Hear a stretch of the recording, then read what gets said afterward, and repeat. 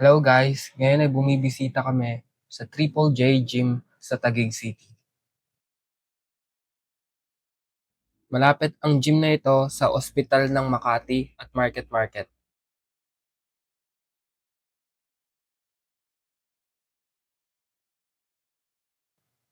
Welcome sa Bacau Gym Philippines, Taguig City Edition.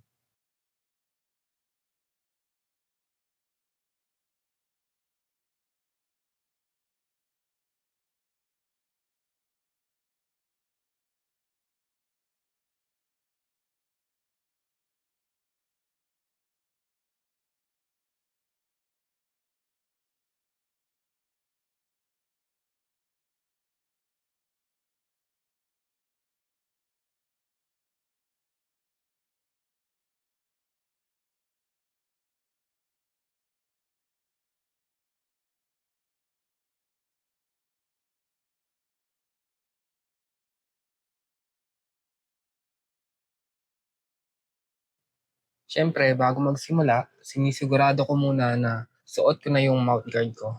Tsaka nakaready na rin ang workout sa phone ko at kape sa tabi ko.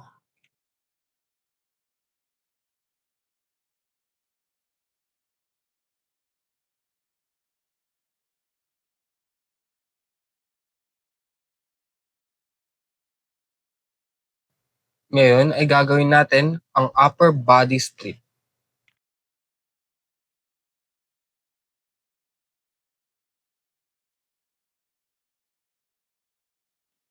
May ginawang pag-aaral tungkol sa mga daga.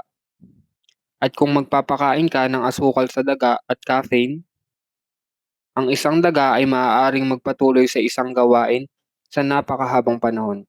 Gumagamit ako ng Haribo Gummy Bear. And black coffee tuwing nag-workout ako. Ngayon ay aabot sa 70 pounds or 35 kilos ang reps na ginagawa ko.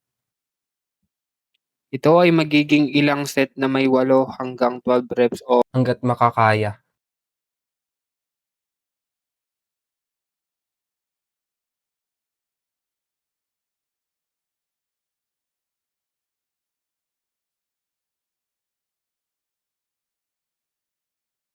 ito ang aking mga gummy bear. Sa simula, naharap ako sa ilang mga hamon. Sa pag-iisip. Isa sa pinakamabigat na hamon na hinaharap ko sa aking pag-iisip ay ang laki ng mga lalaki sa bodybuilding community. Sa oras na ito, mas matagal nang nagsasanay ang mga lalaking ito kaysa sa akin. Tuloy-tuloy sila at mas maganda ang kanilang mga muscle size and development. Ito ay nagpapaalala sa akin Ng kwento sa kasulatan ng Joshua at Caleb. Sila ay pupunta sa Promised Land at ang lupain ay puno ng mga higante. Yung ibang lalaki nawalan ng loob, pero imbis na matakot, nag-focus sina Joshua at Caleb sa pangako ng Diyos. Sabi nila, maganda yung lupang nakita natin, lupang punong-puno ng magagandang bagay. Kung nalulugod sa atin si Lord, ilalagay niya tayo sa lupang iyon. ibibigay niya sa atin ang lupa. Kaya huwag tayong tumalikod sa Panginoon. Huwag tayong matakot sa mga tao sa lupa. Kaya natin silang talunin. Wala silang protection, wala silang panangga, sapagkat kasama natin ang Panginoon. Hindi lang dahil sa paniniwala kaya pinayagan sina Joshua at Caleb na makapasok sa lupa, kundi dahil naaalala nila lahat ng ginawa ng Diyos para sa kanila noon. Totoong-totoo ito para sa akin. Dati, sobrang fit ko. Nag-training ako para sa army. Tuwing umaga, gising ako ng 6 a.m. para tumakbo. Para ready ako sa PT test. Nung nasa army na ako, sobrang fit ko talaga. Strict ang diet at exercise routine ko. Akala ko wala nang pwedeng magkamali. Akala ko magiging super soldier na ako. By the way, ito nga pala si Japet, ang aking kaibigan. Pero hindi ako naging super soldier. May nangyaring sobrang sama sa akin. Parang kabayaran sa mga nagawa ko noon sa nakaraan ko. Kaya mula sa pagiging fit, naging mataba ako at nananatili akong ganun as matagal. Parang araw-araw, kumakain ako ng 6 na donuts, ni hindi ako naglalakad. Upong-upo lang ako sa sofa, nood ng comedy videos, pero may plano pa rin si God para sa akin. Sa pinakamababa kong punto, natagpuan niya ako at ibinalik niya ako. Nag-recreational drugs ako, uminom ako, namuhay ako sa maling lifestyle, at feel ko, naligaw na ako. Mas masakit pa, hindi ko na mapagkatiwalaan ang local church dahil nasaktan ako sa mga naging relasyon ko noon. Habang patuloy akong nakikinig sa mga turo, naririnig ko sa mga lalaki na paulit-ulit nilang sinasabi, "Huwag nyo kaming pakinggan. Pakinggan nyo ang salita ng Diyos." At sobrang hirap nun. Pero tinigil ko ang pakikinig sa podcast. Tinabi ko ang mga libro at nagsimula akong makinig sa Bible audio. 2 beses sa isang araw, sa umaga at sa gabi, habang naglalakad. Yung 40 minutes walks na yun, nakatulong sa pagbawas ng timbang at pag-reset ng isip ko. Ngayon, just fly naman tayo. Gusto ko talaga yung bilog na dibdib.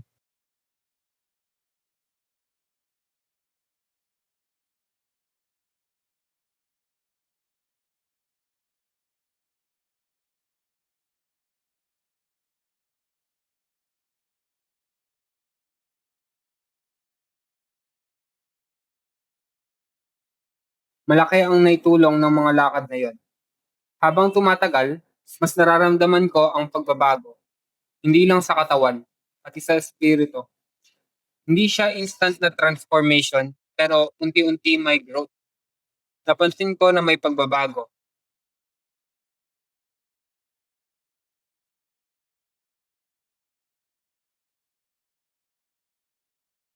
Ang dami ko nang nabasang libro tungkol sa relationship, tungkol sa power, tungkol sa wealth, tungkol sa influence, pero wala pa rin kapantay ang kapayapaan na dala ng pagbabasa ng scriptures. Sinimulan ko na ng shoulder press, tapos inadjust ko yung bench. Hindi ko kasi gusto yung angle kanina.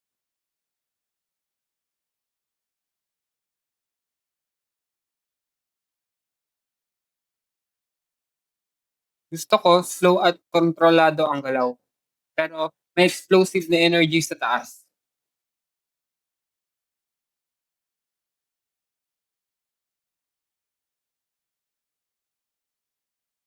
Siyempre, dapat may kape.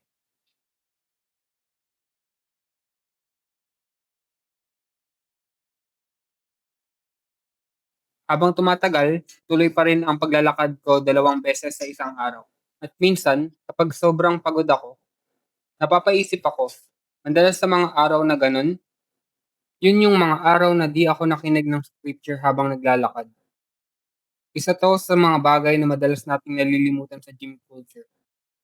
Focus tayo sa katawan, sa macronutrients, sa tulog, sa hydration, pati sa tamang damit para makuhang fit o para mas komportable sa galaw. Pero nakalimutan na natin ang kaluluwa natin. Kasi sa isang punto ng buhay natin, naramdaman natin na parang wasak o mahina o gusto nating lumakas.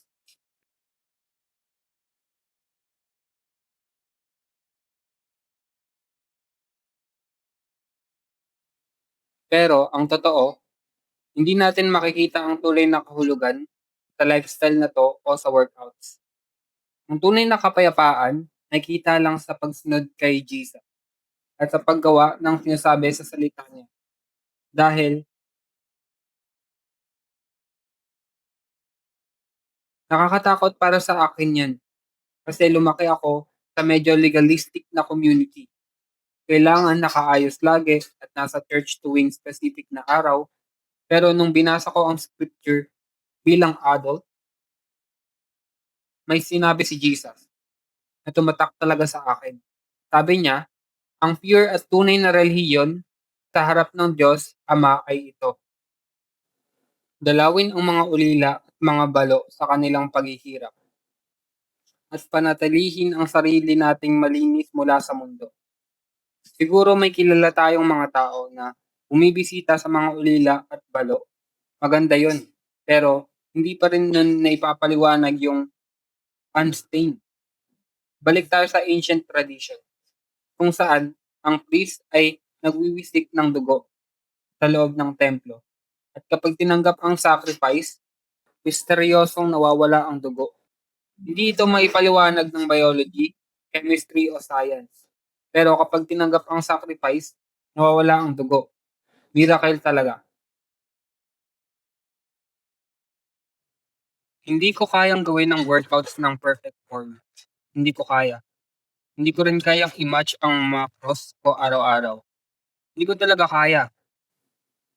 Kung kaya ko man yun, Baka kulang naman ako sa tulog o hindi sapat ang steps ko, kaya kahit sa fitness perspective, hindi ko ma-perfect. Hindi ako yung best bodybuilder na nabuhay. Not even close. Kaya kailangan may isang tao talaga na perfect at hindi ako yun. Habang nakikinig ako sa mga podcast, wala akong nakita na perfect leader.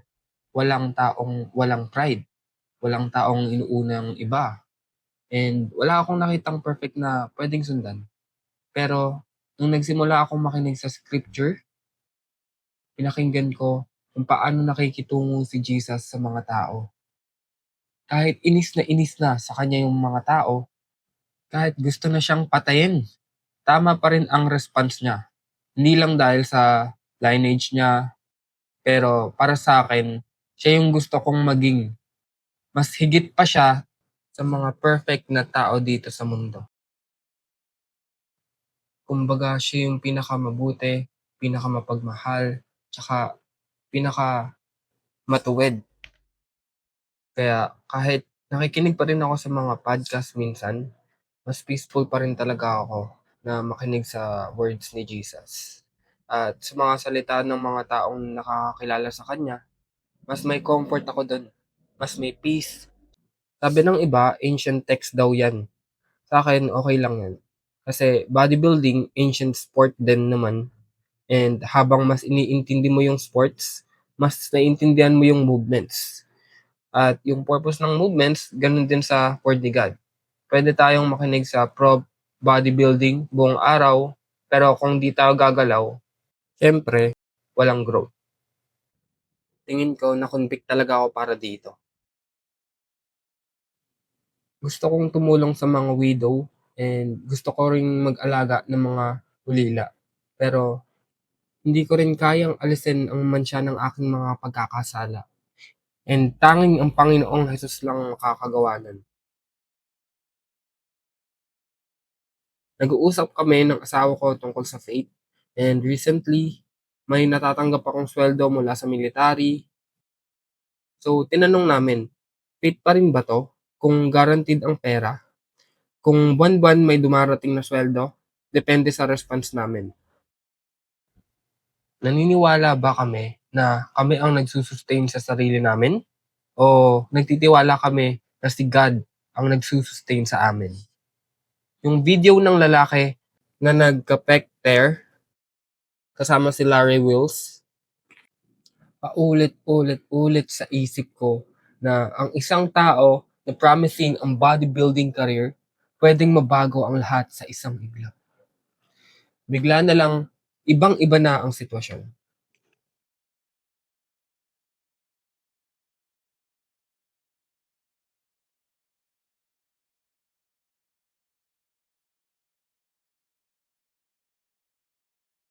And tinatanong ko sa sarili ko, kung may lakas ba ako ng loob para maniwala na kaya nating lampasan ang mga giants sa harap natin.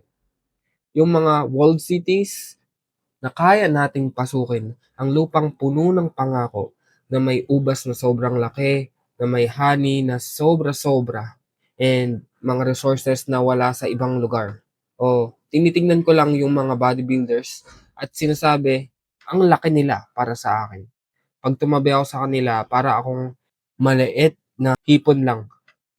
Pag tinignan ko ang sarili ko, oo, mas maliit ako. Pero okay lang kasi naalala ko lahat ng beses na kasama ko si God, nung pumasok ako sa army, nandun siya. Tinutulungan ako. At kahit dumaan ako sa pinakamahirap na sitwasyon na naranasan ko, nandun pa rin siya sa likod ko. Di niya talaga ako iniwan. Kaya kung di niya ako iniwan noon at di niya ako iniwan nung pinakamabigat kong pagsubok, di niya rin ako iiwan ngayon. So, sasama ka ba sa akin sa Promised Land? Voila! Ayun na muna sa ngayon. Salamat sa pakikinood.